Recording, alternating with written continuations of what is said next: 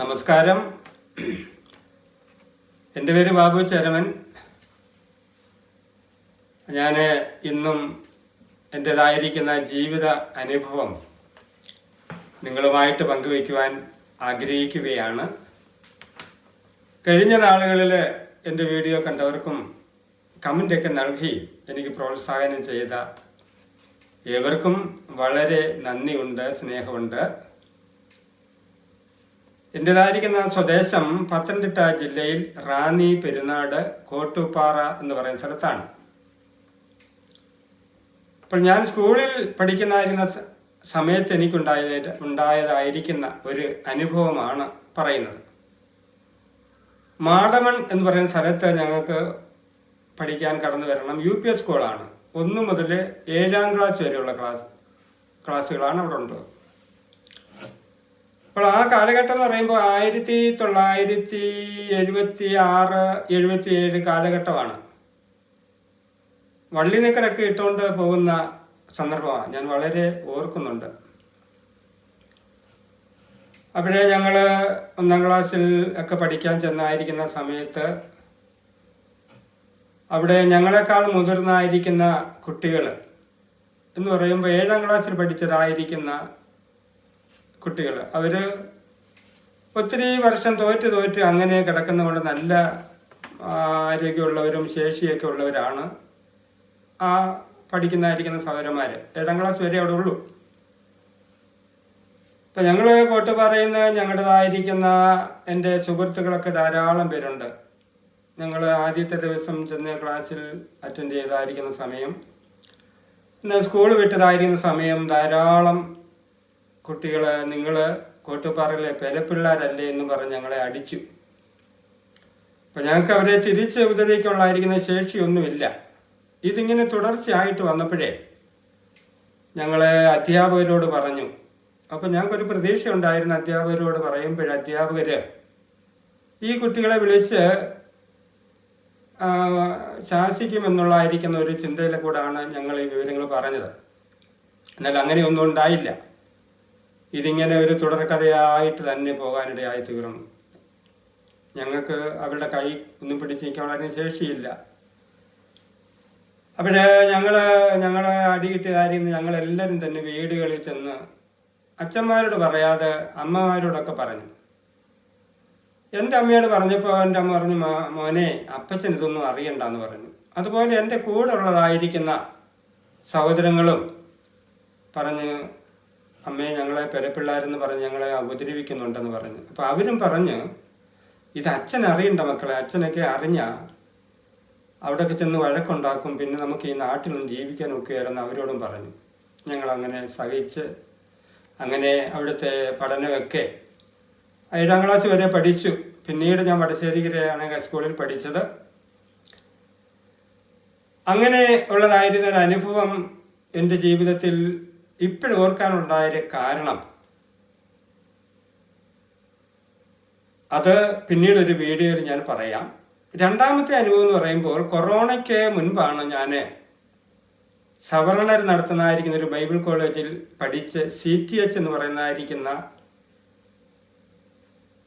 കോഴ്സിന് ഗ്രാജുവേറ്റ് ആയ വ്യക്തിയാണ്.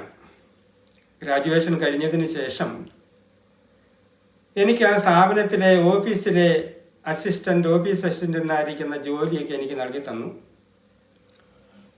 അപ്പോൾ ഇതിൻ്റേതായിരിക്കുന്ന അധികാരികൾ ക്ലാസ്സിൽ വന്ന് ഞങ്ങളെ ദൈവത്തിൻ്റെ മാറ്റമില്ലാത്ത വചനം പഠിപ്പിക്കുന്ന അധികാരികൾ കൂടെ തന്നെയാണ്. അവർ പഠിപ്പിക്കുന്നതൊക്കെ ഇപ്രകാരമാണ്: ഗോഡ് ഈസ് ലവ്, ദൈവം സ്നേഹമാണ്.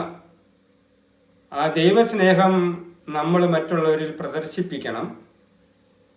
നമ്മളാണ് അതിനെ പ്രദർശിപ്പിക്കുവാൻ അർഹതപ്പെട്ടവർ എന്നൊക്കെ ഞങ്ങളെ പഠിപ്പിക്കും.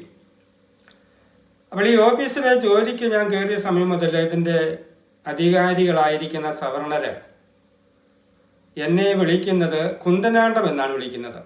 അപ്പോൾ ഞാൻ പലപ്പോഴും ചിന്തിച്ചിട്ടുണ്ട്, ഇദ്ദേഹം ഇങ്ങനെ കുന്തനാണ്ടം എന്ന് വിളിക്കാനുള്ള കാരണം എന്താണ്? പോട്ടെ എന്ന് ചിന്തിച്ച് ഞാൻ അവിടെ ഒരു വർഷത്തോളമൊക്കെ ജോലി ചെയ്യുവാനിടയായി തീർന്നു. ഓഫീസിലെ ജോലി ചെയ്യുവാനിടയായി തീർന്നു. അപ്പോൾ ഇതെൻ്റെതായിരിക്കുന്ന ജീവിതത്തിലെ ഒരു അനുഭവമാണ്. ഞാൻ ഒരു പുസ്തകം വായിച്ച് കെട്ടുകഥ പറയുന്നതോ ഒന്നുമല്ല. പൈസ ഉണ്ടാക്കാൻ വേണ്ടി എന്തെങ്കിലുമൊക്കെ വിളിച്ച് പറയുന്ന കാര്യം. എൻ്റെ ജീവിതത്തിലെ അനുഭവങ്ങളാണിത്. അപ്പോഴേ അങ്ങനെയുള്ളതായിരിക്കുന്ന അനുഭവം അപ്പോൾ അവിടെ എനിക്ക് ചിന്തിക്കുവാനും പറയാനുള്ളതായിരിക്കുന്ന കാരണം, ദൈവം സ്നേഹമാണ് എന്ന് പഠിപ്പിക്കുന്ന വ്യക്തിക്ക് ഒരു ദളിതനായിരിക്കുന്ന എന്നെ പേര് പോലും വിളിക്കുവാൻ ഉള്ള മാനസികാവസ്ഥ ഇല്ലാത്ത സാഹചര്യം എന്ന് പറയുമ്പോൾ എന്താണ് ആ ഒരു അവസ്ഥകൾ? അപ്പോൾ അങ്ങനെയുള്ളതായിരിക്കുന്ന ഒരു അനുഭവം. പിന്നൊരു അനുഭവം നിങ്ങളുമായിട്ട് പങ്കുവയ്ക്കുവാനായിട്ട് ആഗ്രഹിക്കുന്ന 2023 ഹൈറിച്ച് എന്ന് പറയുന്ന പ്രസ്ഥാനത്തിൽ ഞാൻ ജോയിന്റ് ചെയ്തു. നല്ല വരുമാനം എനിക്ക് ലഭിച്ചു. ജീവിതം മെച്ചപ്പെടുന്നൊക്കെ വളരെ സന്തോഷിച്ചു, ആഹ്ലാദിക്കുകയൊക്കെ ചെയ്തു. അങ്ങനെ കമ്പനിയിൽ നിന്നും കമ്പനിക്ക് വെളിയിലുള്ള വ്യക്തികൾ പരാതി കൊടുത്തു.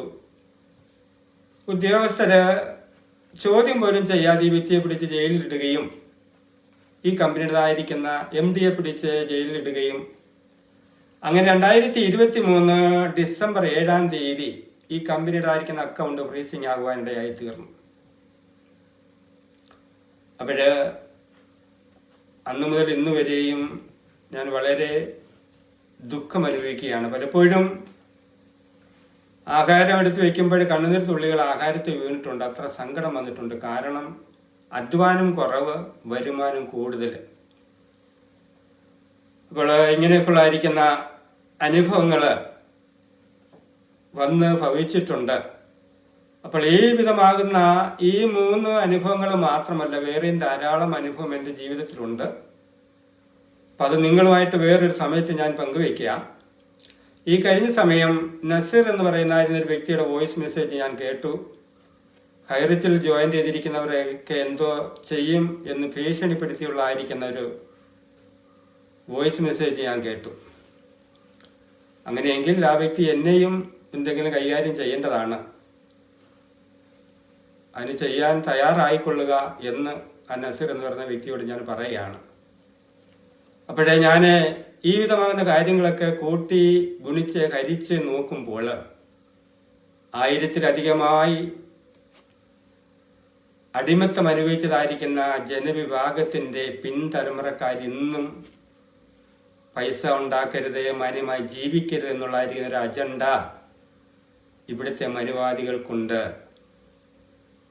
ആയതിനാൽ എനിക്ക് നിങ്ങളോട് പറയാനുള്ളത്, ജാതിയുടെ മതത്തിൻ്റെ പേരിൽ നിങ്ങൾ ഈ വിധമാകുന്ന തീക്ത അനുഭവങ്ങൾ അനുഭവിക്കുന്നുണ്ട് എങ്കിൽ ഞാൻ നിങ്ങളുമായിട്ട് ഈ വിഷയങ്ങൾ പങ്കുവയ്ക്കുന്നത് പോലെ ചാനലൊക്കെ തുടങ്ങി നിങ്ങൾ പങ്കുവയ്ക്കണം. നമ്മുടെ പൂർവികർക്ക് ഇങ്ങനെ ചെയ്യുവാനുള്ളതായിരിക്കുന്ന സാവകാശങ്ങൾ ഉണ്ടായിരുന്നില്ല.